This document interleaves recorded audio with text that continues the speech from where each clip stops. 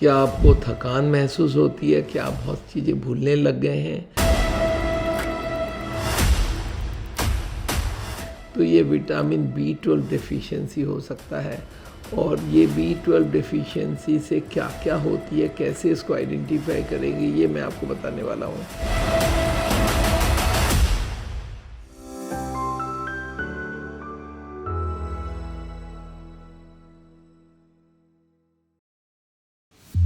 Vitamin B 12 जो है, इसका नाम है कोबालामिन, और ये वाटर सोल्यूबल विटामिन है। और ये रेड सेल्स, हमारे जो ब्लड का रेड सेल्स होता है उसको बनाने का काम में आता है, और नर्व्स के जितने सीध वगैरह है उसको ठीक करने में काम में आता है।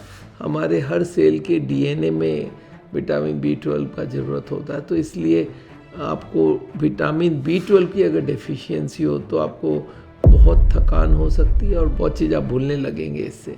तो अगर इसको आपको देखना है तो क्या क्या देखना है, आपको कंटिन्यूसली फेटिग हो रहा है, वीकनेस हो रहा है, तो आप विटामिन बी 12 सफिशिएंसी देख सकते हैं।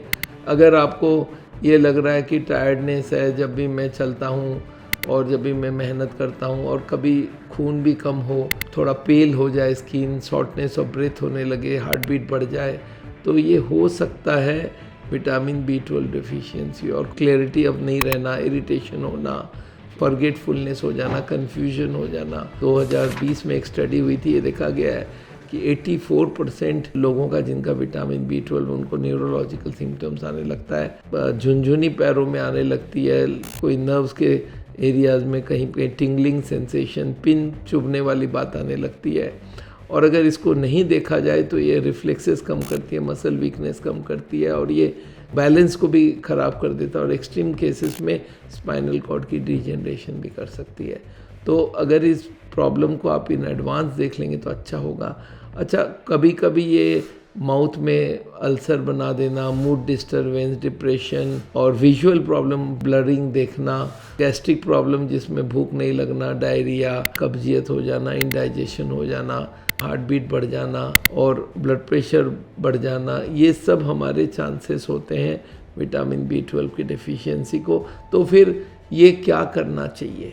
देखिए, विटामिन बी 12 ये कहा जाता है वेजिटेरियंस को थोड़ा कम होने के चांसेस ज़्यादा है।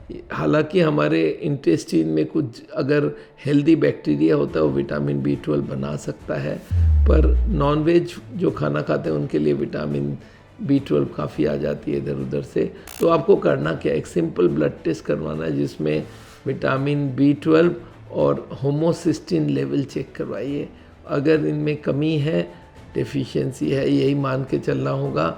इसके लिए आपको फैट फ्री दूध ज़्यादा पीना चाहिए।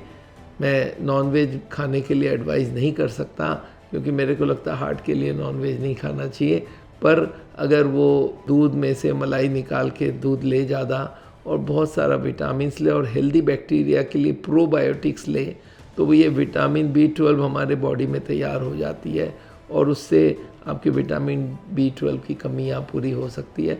फिर भी अगर कम है तो आप बाहर से सप्लीमेंट ले लें विटामिन बी 12 का, बहुत सस्ती होती है। एक मेथीकोबाल 500 करके दवाई है, METHYCOBAL, मेथीकोबाल 500 की टैबलेट मिलती है, हर दिन एक खा सकते हैं, और इससे आपकी विटामिन बी 12 की पूरी चीज़ें कंट्रोल हो जाएगी।